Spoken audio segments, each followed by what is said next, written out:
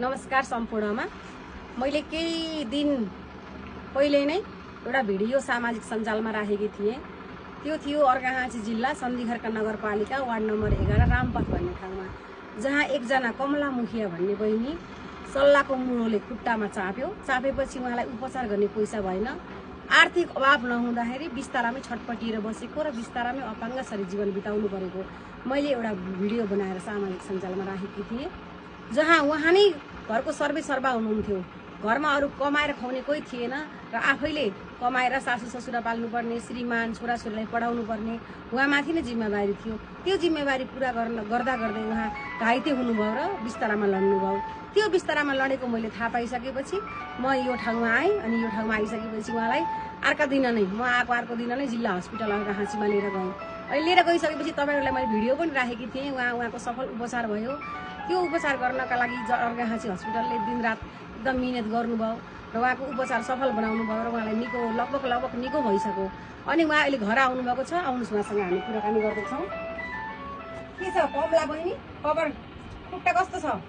अहिले त मलाई ठिकै छ, अलिअलि हिँड्न मिल्छ। हजुर, हिँड्छु यताउति, त्यस्तो बेसरी त मलाई टेक्न मिल्दैन, हल्का हल्का हिँड्छु।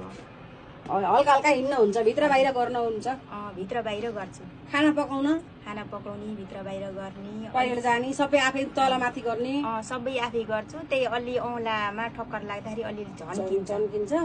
अनि डाक्टरले राम्रोसँग उपचार गर्नुभयो नि? राम्रो गर्नुभयो। तपाईँ खुसी हुनुहुन्छ? हजुर, म खुसी छु। मेरो खुट्टा ठिक भयो, मेरो घाउ पनि एकदम राम्रो भयो। हजुर, हिँड्न उड्न त्यही यतिकन औँलाले अलि ठक्कर लाग्दा अलि झन्किन्छ, नत्र भने म हिँडडुल गर्न, खाना पकाउन सक्ने हुनुभयो। यतिको भएपछि अब बिस्तारै बिस्तारै सन्चो हुन्छ है घाउ। अनि फेरि जहाँ दुखीको घाउमा झन् धेरै दुःख, जहाँ दुःख छ त्यहाँ अझै पीडा, अझै दुःख भने जस्तै दुखीको घरमा मात्रै भगवान बास हुने भए भगवान मेरै घरमा बास होस् भने जस्तो उहाँ अर्को फेरि दाई उहाँ बहिनीलाई उपचार गरेर लिएर आयो। लिएर आएपछि दाई चाहिँ लड्नु भएछ। कहाँ लड्नु भएको? लड्केर यस्तरी हातले टेक्नु भएछ, त्यहाँबाट यहाँको ठ्याक्क उभो भएछ कि यो। अनि हातको हस्पिटल गएर प्लास्टर गरियो?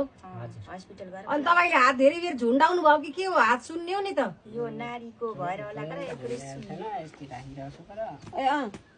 डाक्टरले के भन्नुहुन्थ्यो?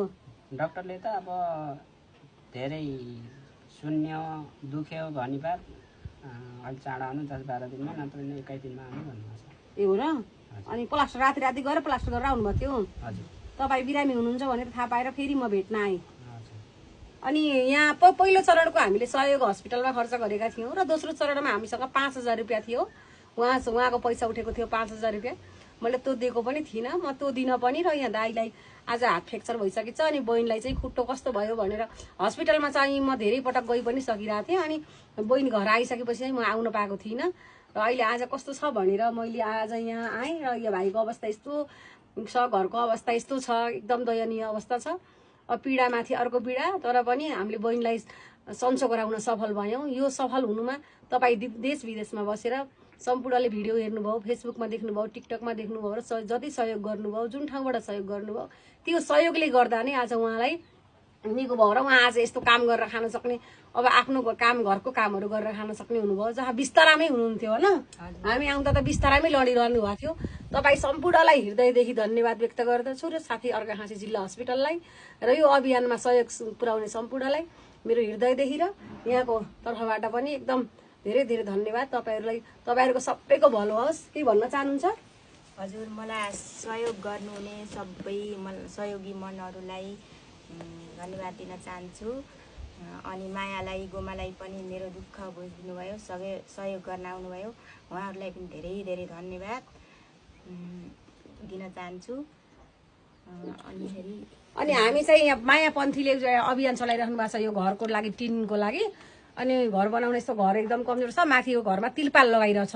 पानी आकाशबाट आउँदाखेरि पानी पुरै तल खस्छ, कोठाभित्र सबै जान्छ। अनि यो घरमा चाहिँ अहिले यो हिउँदको टाइममा मात्र पकाएर खाने अनि बर्खा लागिसकेपछि खाना पकाएर खाने, तर सुत्नु चाहिँ अर्काको घरमा जानुहुन्छ, किनभने यहाँ पानी सुन्छ, घरमा माथि त तिरपाल छ, ओडाले तिरपाल पनि नदिएको अवस्था रहेछ। अनि त्यसै कारणले गर्दा मैले चाहिँ यो घरमा टिन उपलब्ध गराउनको लागि नगरपालिकासँग समन्वय गर्नेछु र नगरपालिका जानेछु।